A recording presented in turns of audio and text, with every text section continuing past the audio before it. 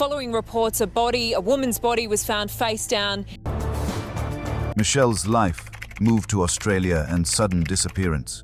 Michelle Leng, born Mamie Lang, was a 25-year-old international student who had made the brave decision to leave her home in Chengdu, China, for the distant city of Campi in New South Wales, Australia. She had chosen to go by Michelle while living abroad, a name that reflected her desire to assimilate into her new environment while keeping her roots intact. From a young age, Michelle had been shaped by loss and responsibility. She was an only child, and the death of her father in 2008 had deepened the bond between her and her mother, May. The two shared a closeness built on love, resilience, and mutual support. May often described her daughter as someone who embodied compassion in its purest form. Michelle felt deeply for those around her, often prioritizing their happiness above her own.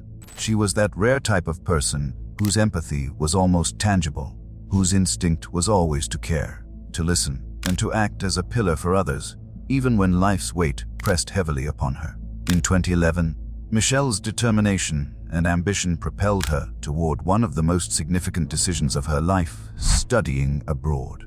Leaving China was both exciting and terrifying. Her mother, though understandably anxious, was immensely proud of Michelle's courage. Every penny May had saved and invested was a testament to her belief in her daughter's potential. With family already residing in Australia, Michelle moved in with her aunt, uncle, and cousin in Campi, a suburb of New South Wales. The new arrangement provided her with a stable support system, a transitional space that balanced independence with familial guidance. Within weeks, Michelle had adapted to her environment, navigating university life, making friends, and adjusting to the cultural and social nuances of her new home. Every spare dollar she earned was sent back to China, an expression of gratitude and love toward her mother, who had sacrificed so much for her. Over the next 5 years, Michelle flourished.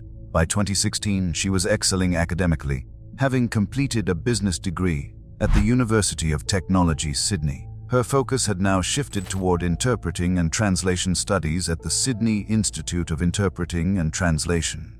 Socially, she had built a close, knit circle of friends and developed a deep affection for the city she now called home. She had a life that was orderly, balanced, and full of promise, a far cry from the isolation and struggle many international students face. On the afternoon of April 21, 2016, Michelle spent time with friends before heading out alone for shopping at the Pitt Street Mall. CCTV footage captured her walking casually through the mall at 3:00 p.m., dressed in jeans and a gray long-sleeved top, carrying a red bag. She appeared calm, relaxed, and entirely herself, engaging in a moment of ordinary life that, in retrospect, would be her last. From there, she boarded a train to St. James's Station at 4:00 p.m. and arrived in Campi around 4:30 p.m. The movements were typical, predictable, and unremarkable, yet they became pivotal pieces of a puzzle that would soon erupt into a shocking criminal case. By late Thursday night, Michelle's usual communication with friends abruptly ceased. She stopped answering messages and calls. She did not post on social media. Friends initially assumed she was simply busy or resting, but as hours passed, a quiet unease grew. By Friday morning, Michelle's absence became a glaring anomaly. Her friends were puzzled, but the lapse in reporting was not unusual in a city of millions. Only after several days, when her aunt returned from a weekend away, did the gravity of the situation crystallize. She found her niece missing and immediately went to the police with her husband, Derek Barrett, to file a report. The initial investigation focused on Michelle's last known movements. CCTV confirmed her shopping excursion and train travel. Witness statements described her as cheerful, composed, and unbothered. Nothing suggested distress or the presence of a threat. Yet, the ordinary had suddenly shifted into the extraordinary. A young woman had vanished without a trace. Social media amplified concern, with friends sharing her image and tracking details of her disappearance. By the end of the week, the public and authorities were searching desperately for answers. Tragically, the horror that awaited would soon become clear. Just as Michelle's disappearance gained attention, a body was discovered at the Snapper Point blowhole, a perilous and scenic area along the New South Wales coast. The body of a young woman floated face down in the water. Initial reports suggested accidental drowning, but paramedics and police quickly realized the case was far more sinister. The woman had been brutally stabbed almost 40 times, with the fatal wound to the throat. There was evidence of a struggle, a fight for survival. Her body was found naked, devoid of jewelry, suggesting both a sexualized element to the crime and an intent to degrade. Police released a computer-generated image of the unidentified woman, dubbing her the Snapper Point Blowhole Jane Doe. The description, Asian female, medium build, shoulder length, dark hair, quickly sparked recognition in the community. Within hours, social media began connecting Michelle's disappearance with the discovery at Snapper Point. DNA testing confirmed the worst fears. The young woman was Michelle Leng. The safe and hopeful life she had built was shattered in a single, violent act. This first point establishes the innocent, vibrant life Michelle led, the abruptness of her disappearance, and the shocking discovery that catalyzed a full-scale criminal investigation. It paints a vivid, emotional foundation for the story, highlighting the normalcy of her final day and the sudden intrusion of violence. The investigation, arrest, and initial trial of Derek Barrett. The moment Michelle Leng's disappearance transformed into a grim reality, the wheels of a complex investigation began to turn. What initially seemed like a missing person case rapidly escalated into a high-profile homicide that gripped both Australia and China. Michelle was no ordinary student to her community. She was known for her warmth, her diligence, and her unwavering empathy. The sudden, violent nature of her disappearance shocked her friends, classmates, and neighbors. For her mother, May, who had already suffered the loss of her husband years earlier, this was an unimaginable nightmare. Her only child was gone, and the circumstances hinted at something horrifying. The initial police investigation focused on Michelle's last known movements.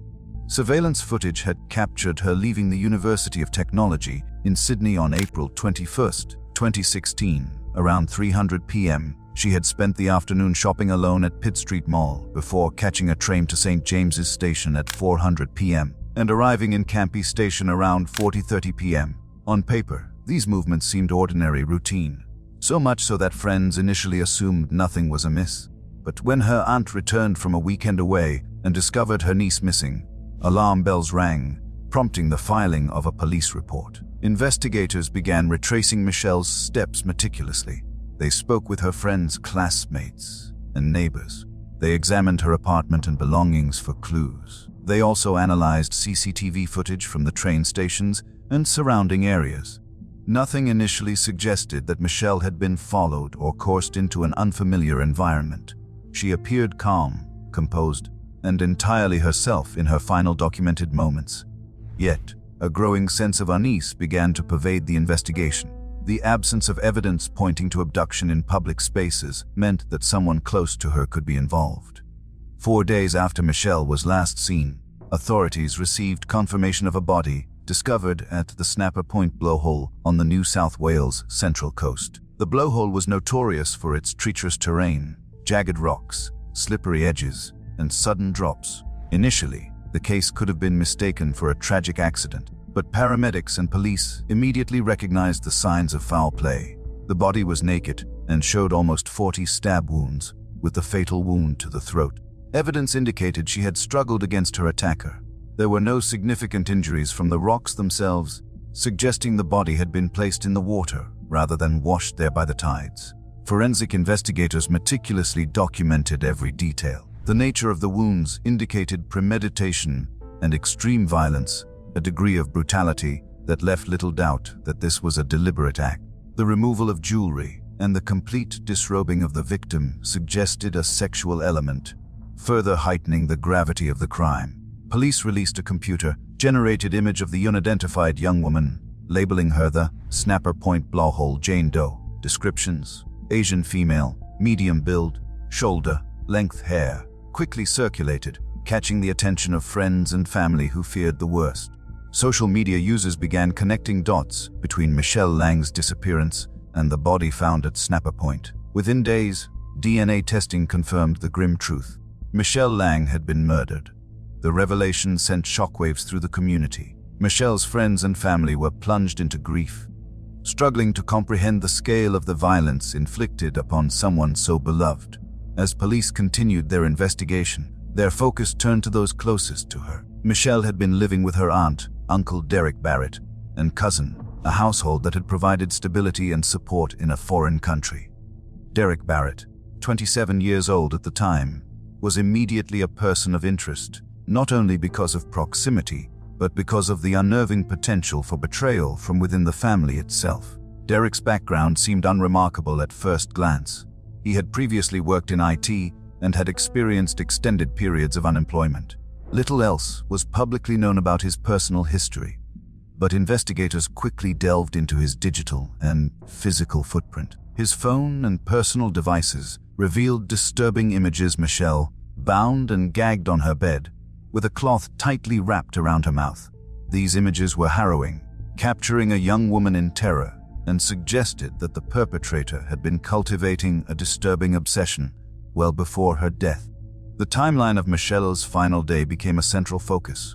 CCTV footage, combined with phone data from both Michelle and Derek, indicated that she had been attacked almost immediately after returning to her apartment on April 21st, with the home empty. Michelle was restrained in her bedroom and subjected to horrific abuse. At some point, her cousin returned, unaware of the violence occurring just feet away. While investigators could not ascertain precisely how long Michelle remained alive, they determined that the assault was prolonged and methodical. Police traced a vehicle seen on cameras entering the national park 4 hours prior to the discovery of Michelle's body. Derek Barrett emerged as the primary suspect. Investigators pieced together his movements, noting a purchase of snacks en route to the blowhole, where he ultimately disposed of Michelle's body. Shockingly, the location chosen was the same spot Michelle had photographed and shared on Instagram years earlier during travels, an eerie and cruel coincidence. The arrest of Derek Barrett marked a turning point in the case.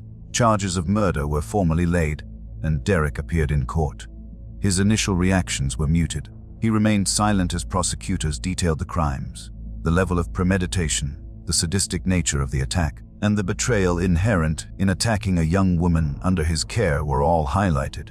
The court proceedings captured the attention of both Australian and international media, particularly in China, where Michelle's story had become a symbol of the dangers faced by international students abroad. Over the following months, police conducted an exhaustive investigation. They spoke to every member of Michelle's family, examined her apartment in detail, and analyzed digital footprints for any signs of Derek attempting to conceal evidence. It became evident that he had meticulously attempted to cover his tracks, deleting files from his phone and using digital methods to obfuscate the timeline of events. Yet, the forensic evidence, images, videos, phone data, and CCTV proved irrefutable. Derek's intent, cruelty, and the methodical nature of his actions were laid bare, leaving little room for doubt about his guilt. The trial revealed disturbing details about Derek's state of mind. His obsession with Michelle had escalated over time, resulting in an overwhelming compulsion to dominate, humiliate, and ultimately destroy. He had recorded himself assaulting Michelle in her own bedroom, creating a digital archive of his sadistic acts. Investigators later discovered that he had also targeted his stepdaughter, documenting her activities without consent. These revelations painted a portrait of a man driven by perversion and control, exploiting his position within the family for personal gratification. Throughout the trial, Michelle's mother, May, remained central to the narrative, attending every hearing and speaking publicly about the loss of her daughter. Her grief was palpable, compounded by the fact that the crimes had been committed by a member of the family she had trusted. The legal process itself became an emotional battlefield, with the media spotlight amplifying the trauma. Community support poured in from both Australia and China, highlighting the profound impact of Michelle's death on those who had known her and those who simply empathized with her tragic story. Derek's defense initially centered on claims of substance abuse and impaired memory. He alleged that methamphetamine use and synthetic cannabis had dulled his awareness and left him unable to recall the events of that weekend. He described waking to see blood and struggling to piece together what had occurred. The prosecution, however, dismantled these claims, presenting evidence of deliberate planning, sustained restraint, and extensive documentation of abuse. Forensic psychologists testified that Derek's amnesia appeared fine and served as a strategy to avoid accountability. They highlighted his lack of empathy and the sadistic pleasure he had derived from capturing Michelle's suffering on video. In December 2017, after prolonged legal proceedings, Derek Barrett finally pleaded guilty to the murder of Michelle Leng, along with 21 additional charges. These included 19 counts of filming Michelle for sexual gratification, detaining a person for advantage, and committing acts of indecency. The court painted a vivid picture of the horror Michelle endured, and the judge emphasized the extreme depravity of Derek's actions. While the guilty plea marked the conclusion of the initial trial, the story was far from over. Additional evidence would later emerge, shedding even darker light on the extent of his crimes. The sentencing was severe but measured. Derek Barrett received a 46-year prison term with a non-parole period of 34 years. The judge's remarks highlighted both the brutality of the crime and the betrayal inherent in the act. A socially inadequate man, driven by sexual deviance and sadism, had violated the trust of a young woman he was meant to protect. Despite the severity of the sentence, justice felt incomplete for Michelle's mother and those who had followed the case. While Derek would remain incarcerated for decades, the full extent of his obsession and premeditated violence was only partially revealed at this stage. This second point illustrates not just the procedural elements of the investigation and trial, but also the psychological and emotional contours of the case. It delves into the meticulous police work, the horrifying discoveries, and the legal reckoning, providing a detailed account of how a seemingly ordinary student's life was violently and tragically ended by someone she trusted. It also emphasizes the emotional toll on her family, particularly her mother, whose grief was compounded by betrayal and incomprehension. The USB discovery, Derek Barrett's obsession, and the continuing legal nightmare. Even after Derek Barrett's initial guilty plea and sentencing in 2017, the shadow of Michelle Leng's murder loomed large. For her family, the nightmare seemed to have reached its peak. Justice had been served. A sentence had been handed down, and Derek Barrett was behind bars for decades. Yet, as is often the case in truly sinister crimes, the full extent of the horror remained hidden. A revelation 2 years later would expose the depths of Derek's depravity, shocking not only Michelle's family, but the Australian public, and even igniting international attention. In November 2019, an elderly housebound woman, suffering from dementia and living alone in New South Wales, received an unexpected visitor, her daughter, checking in on her well-being. The woman, seemingly unaware of the significance of what she held, presented a heavy-duty, weatherproof USB device she had found, explaining that she thought it was a toy and could not recall how it had come into her possession. What seemed at first a trivial matter would soon unravel the darkest chapters of Michelle Leng's final days. Upon plugging the USB into a computer, the daughter immediately recognized the need to involve law enforcement. Inside were 9 video files totaling over an hour of footage, along with 13 disturbing photographs. The content was horrifying. Derek Barrett filming himself committing sexual assault and torture on Michelle, capturing the young woman in her own bedroom, bound and gagged. The videos were explicit in showing the extent of her physical suffering, her hands swollen and turning purple from tightly bound restraints, the terror in her eyes, the audible distress in her muffled screams. One video showed Derek cutting tape from her hands, only to rebind her immediately, taunting her with cruel, calculated phrases such as, "Now, where were we?" before continuing his assault. The severity of the material was immediately clear to investigators. This was not only evidence of sexual assault, but a meticulous, premeditated recording of sadistic acts. Police were able to cross-reference the images and videos with previously deleted content from Derek's phone, confirming that he had attempted to erase evidence to cover his tracks. The USB also contained footage implicating his stepdaughter in voyeuristic recordings, showing Derek's long-standing obsession with exploiting young women within his household for sexual gratification. The discovery of this device revealed a pattern of sexual deviance that extended far beyond Michelle's murder. This discovery prompted the laying of 17 new charges against Derek Barrett, including multiple counts of aggravated sexual assault and indecent assault. Investigators described the crimes as not only extraordinarily violent, but indicative of a long-term, methodical sexual obsession. The calculated nature of the recordings, the premeditation in restraining Michelle, and the sadistic pleasure he took in filming her suffering all painted a picture of a man consumed by deviant compulsions. For the public, the revelation was chilling. The man who had brutally murdered his niece had meticulously documented her suffering for personal gratification, highlighting a level of depravity difficult to comprehend. The psychological ramifications for Michelle's family were profound. Mei Lang, her mother, had already endured immeasurable grief at the loss of her only child. Learning of the USB and the continued sexual abuse perpetrated on her daughter caused a wave of devastation so intense that it impacted her health severely. She later passed away, overwhelmed by grief and trauma. This tragic secondary consequence underscored the human cost of Derek Barrett's crimes. His acts extended beyond the immediate victim to destroy families, inflict lifelong psychological harm, and shatter the lives of those connected to Michelle. From a legal standpoint, the discovery of the USB posed unique challenges. Derek had already been sentenced to 46 years for Michelle's murder, with a non-parole period of 34 years. However, the new evidence introduced aggravating factors that were not available during the initial trial. Judges and prosecutors faced the difficulty of ensuring that these new crimes were recognized and punished appropriately, while constrained by the limitations of the legal system.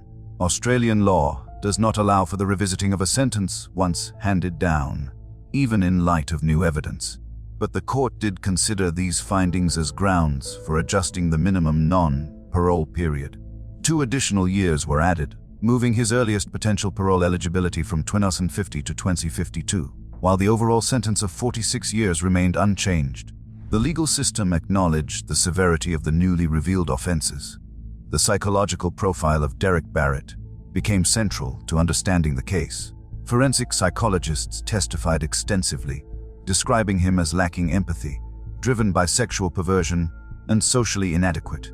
His actions were not impulsive but calculated, reflecting a man who meticulously planned abuse and murder. The recordings, they explained, were emblematic of a person obsessed with control and domination, seeking to assert power over his victims in the most intimate and terrifying ways possible.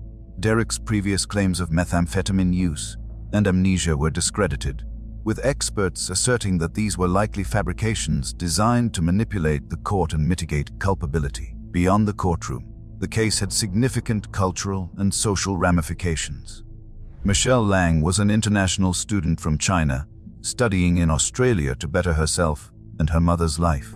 Her murder highlighted the vulnerabilities faced by foreign students living far from home, dependent on extended family networks for housing and support. Universities, community organizations, and law enforcement agencies were prompted to re-examine safety measures for international students, particularly in suburban and semi-rural areas where housing options often relied on familial connections.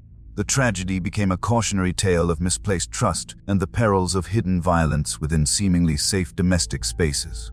Derek Barrett's actions, revealed through the USB, also sparked public discourse on the role of digital evidence in uncovering crimes. The device demonstrated the chilling extent to which perpetrators could exploit technology to record, preserve, and even relive their offenses. For law enforcement, this raised questions about proactive monitoring, the identification of potential offenders, and strategies for preventing similar cases.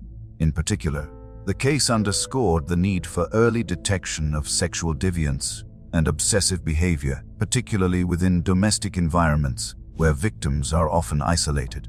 For the Australian Chinese community, the case became a symbol of collective grief and vigilance. Michelle's story resonated deeply as her life represented hope, hard work, and resilience in a foreign country. Memorials and community events were organized to honor her memory, raise awareness about student safety, and support families affected by similar tragedies. Fundraisers were established to cover funeral expenses and support Mei Lang, though the financial and emotional costs could never truly compensate for the loss. Social media platforms and news outlets chronicled the unfolding developments, highlighting both the horror of Derek Barrett's crimes and the resilience of Michelle's family and friends.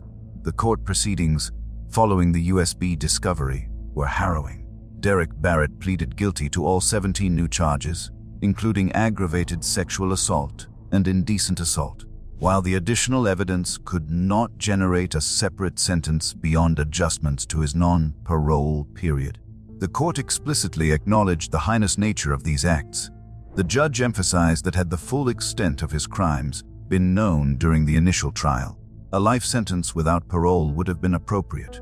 This judicial statement, while symbolic, affirmed the egregiousness of Derek's actions and served as a public recognition of the suffering inflicted upon Michelle Leng.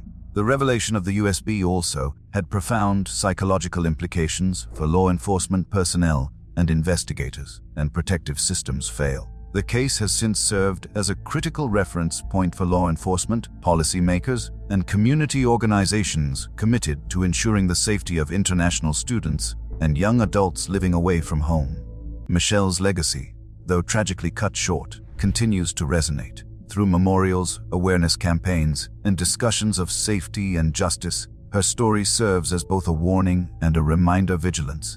Community support and legal accountability are essential to prevent such horrors. The discovery of the USB, while devastating, ensured that the full extent of Derek Barrett's obsession and cruelty was revealed, reinforcing the need for systemic safeguards and continuing efforts to protect the vulnerable. Michelle Leng's story, though tragic, illuminates critical lessons about trust, safety, and justice in both domestic and international contexts, ensuring that her life, struggle, and untimely death are not forgotten.